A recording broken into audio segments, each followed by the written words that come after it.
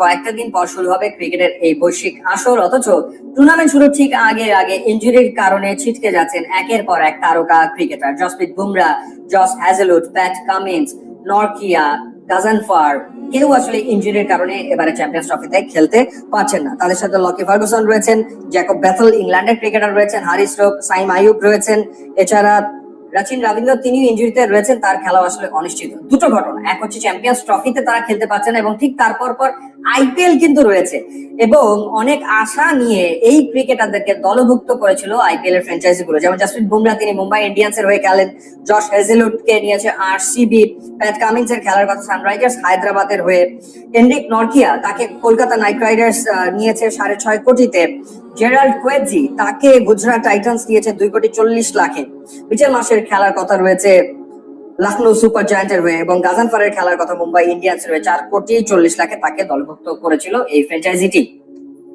ফ্র্যাঞ্চাইজিগুলো এখন চিন্তা করছে, একেই ইনজুরির তালিকা লম্বা হচ্ছে, এরপরে আবার চ্যাম্পিয়ন্স ট্রফি, অর্থাৎ এই টুর্নামেন্ট চলাকালে তাদের আরো বেশ কয়েকজন ক্রিকেটার যদি ইনজুরিতে পড়ে যায় তখন আসলে হবেটা কি, সেই ভাবনা থেকে ব্যাকআপ প্লেয়ারের চিন্তায় রয়েছে ফ্র্যাঞ্চাইজি গুলো এবং সেই চিন্তার কারণেই হয়তো যোগাযোগ করা হয়েছে বাংলাদেশের দুই ফাস্ট বোলার মুস্তাফিজুর রহমান এবং তাসকিন আহমেদের সাথে।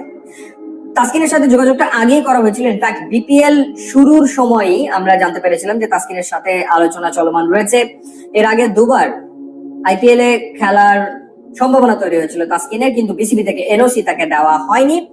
এই আসরেও তার ব্যাপারে দুটো ফ্র্যাঞ্চাইজির আগ্রহ রয়েছে বলে আমরা শুনেছি, যদিও নিলামের সময় তাকে কেউ দলভুক্ত করেনি। মুস্তাফিজ এত বছর ধরে টানা খেলেছেন আইপিএল এ, এবারও তাকে দলে কেউ নেয়নি, কিন্তু যখন ক্রিকেটাররা ইনজুরিতে পড়তে শুরু করেছে, স্পেশালি ফাস্ট বোলাররা, তখন হয়তো বা এখন ফ্র্যাঞ্চাইজি গুলো চিন্তা করছে যে তাদের ক্রিকেটারের প্রয়োজন লাগবে। মুস্তাফিজের অভিজ্ঞতা বিবেচনায় তাকে কেউ দলভুক্ত করতেই পারে, সম্ভাবনা রয়েছে। স্পেশালি কলকাতা নাইট রাইডার্স তারা যদি এনরিক নরকিয়া সার্ভিস না পায়, তাদের একজন ফাস্ট বোলার তো লাগবেই, এবং জেরাল্ড কোয়েজিকে যদি গুজরাট টাইটান্স না পায় তাহলে ডেফিনেটলি সেই জায়গায় তাদের একজন ফাস্ট বোলার প্রয়োজন তো পড়বেই। এবং চাইলেই যে ফাস্ট বোলার পাওয়া যাবে ব্যাপারটা তা না, কারণ পাকিস্তান সুপার লিগ রয়েছে, সেখানেও ক্রিকেটাররা খেলবে, সুতরাং চাইলেই যে বিশ্বমানের একজন ফাস্ট বোলারকে ফ্র্যাঞ্চাইজি গুলো পেয়ে যাবে ব্যাপারটা এত সহজ না।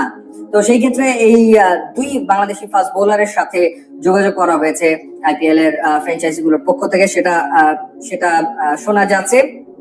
বাংলাদেশের তিনজন ক্রিকেটার তারা পিএসএল এ খেলবেন, নাহিদ রানা, এরপর লিটন কুমার দাস এবং একই সাথে রিশাদ হোসেন।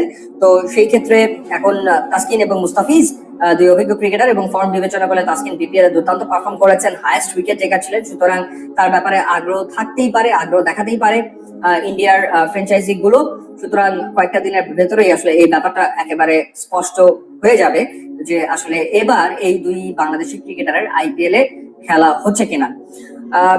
কেন, কি কারণে এই আলোচনাটা শুরু হয়েছে, কারণ লিজেন্ডস অফ রূপগঞ্জের হয়ে আসলে প্রিমিয়ার লিগে খেলার কথা তাসকিন এবং মুস্তাফিজের, কিন্তু সেই চুক্তিটা লিজেন্ডস অফ রূপগঞ্জ করবে কি করবে না সেটা নির্ভর করছে আসলে আইপিএল এ যাচ্ছেন কিনা এই দুই ক্রিকেটার, সেই বিষয়টা নিয়েও আমাদের যে ঘরোয়া ক্রিকেট আঙ্গন সেখানে আলোচনা চলমান রয়েছে, সে কারণে এই খবরটা আসলে চালু হয়েছে। এখন দেখা যাক বাস্তবতা কি দাঁড়ায়। আপনাদের জানিয়ে রাখি যে চ্যাম্পিয়ন্স ট্রফি আসছে, শুধুমাত্র ট্রফিতেই আপনারা দেখতে পাবেন বাংলা ও ইংলিশ কমেন্ট্রি সহ পুরো আইসিসি চ্যাম্পিয়ন্স ট্রফি লাইভ 19 ফেব্রুয়ারি থেকে। এছাড়া প্রত্যেক ম্যাচের আগে পরে আপনারা প্রি এবং পোস্ট ম্যাচ অ্যানালিসিস শো এখানে দেখতে পারবেন। এছাড়া ব্রেকে থাকছে কুইজ কন্টেস্ট, আপনারা সেখানে অংশগ্রহণ করে গিফট জিতে নিতে পারবেন, তাই আপনি ঘরে বাইরে